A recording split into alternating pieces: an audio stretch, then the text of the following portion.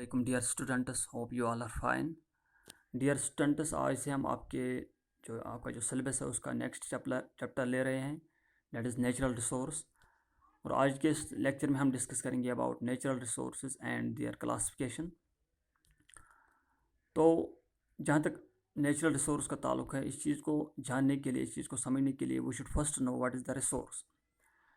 तो जो word resource है, it is actually derived from French word वायर। Re means again, and sodri means spring up. Yani it is a word which means something that lies ready for use or can be drawn up for use.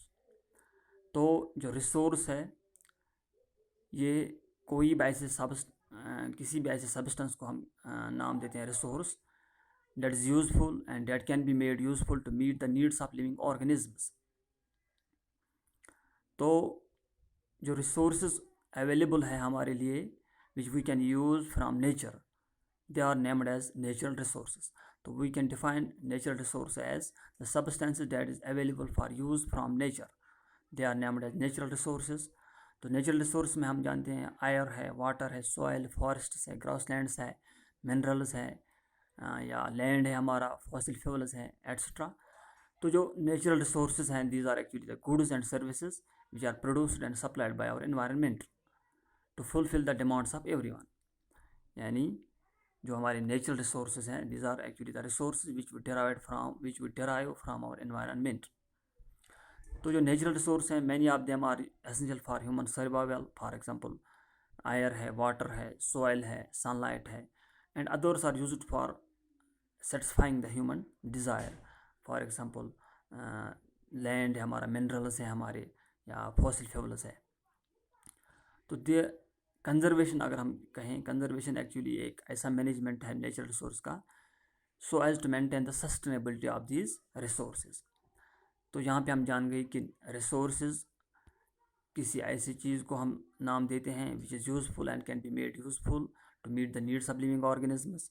और natural resource हम उस resource को कहते हैं, उस substance को कहते हैं which is available for use from nature, or which is these are the substances or goods which are produced and supplied by our environment to fulfill the demands of everyone. तो जो हमारे natural resources हैं, इनको हम classify कर सकते हैं in different ways on different basis. Number first जो है, हम जो रिसोर्सेज है या जो हमारे नेचुरल रिसोर्स हैं, they can categorise it on the base of their origin into two types. Number first, abiotic resource, and number second, biotic resources. यानी those natural resources are resources which comprise of non-living things. For example, land है, water है, air है, minerals है, such as gold, minerals में such as gold, iron, copper, silver.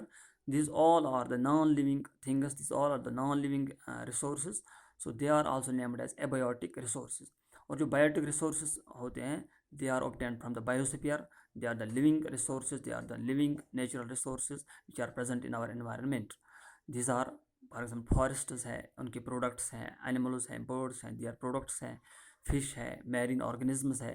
और जो minerals हैं, इनको या minerals में जो हम देखते हैं coal and petroleum, इनको भी हम कभी categorize करते हैं in the natural resources, in the biotic resources, because they are also formed from the biotic organisms from their mineralization, from their fossilization, or they are formed from the fossilized organic matter through a long period of time. So they are also categorized under the category of biotic resources. उसके बाद जो natural resource की दूसरी classification है, that is on the base of stage of development. उसकी बुनियाद पे भी नेचुरल रिसोर्स को हम दो कैटेगरीज में कैटेगराइज करते हैं। Number first, potential resource, and number second, actual resources. यहाँ पे जो पोटेंशियल रिसोर्स है, they are actually the resources which are known to exist and may be used in future.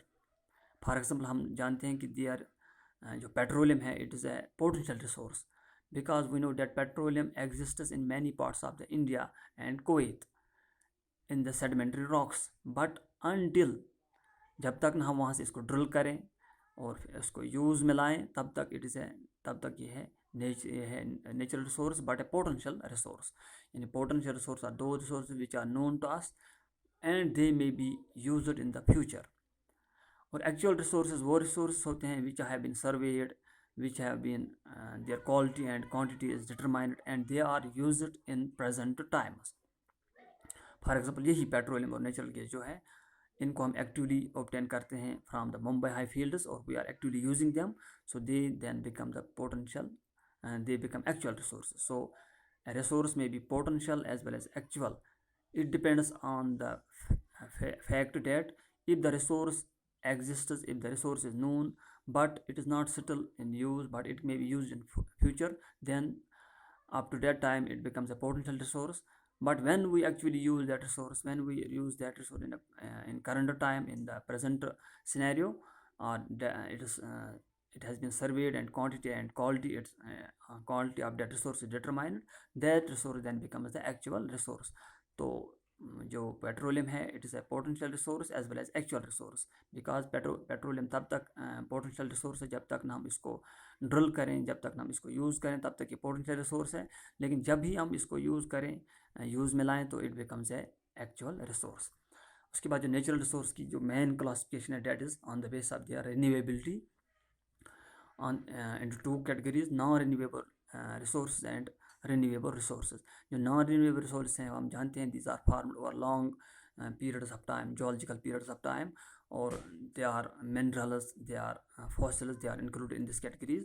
Since their rate of formation is extremely slow, they cannot be replenished, they are hence named as non-renewable, or once they are used they are depleted, they cannot be renewed again and again, so they are named as non-renewable resources. इनमें से जो metallic minerals हैं they can be reused by recycling them, but coal and petroleum cannot be recycled.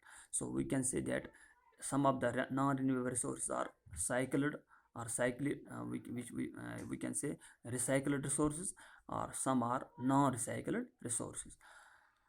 तो उसके बाद जो renewable resource हैं second category, these are for example forests, fisheries which can be replenished and reproduced very quickly again and again.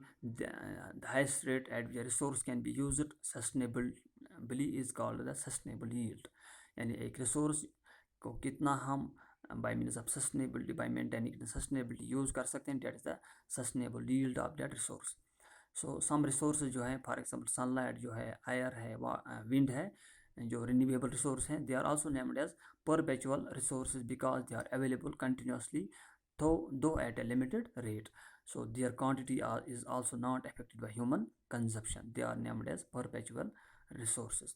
So natural resources are broadly classified into two categories on the basis of renewability as non-renewable resources and renewable resources. उसके बाद natural resource की एक और classification that is on the base of their distribution. They are classified as number first ubiquitous. Ubiquitous resources are those resources which are found everywhere, for example air, light, water. Or localized natural resources are those resources which are found only in certain parts of the world or which are specific to a particular part of the or part or a region of the world. For example हम जानते हैं metal ओर जो है या geothermal power जो है that is the localised natural resource, and जो air है, वाटर है या sunlight है, that is the ubiquitous natural resource because it is found everywhere. So that was about the concept of natural resources and their classification.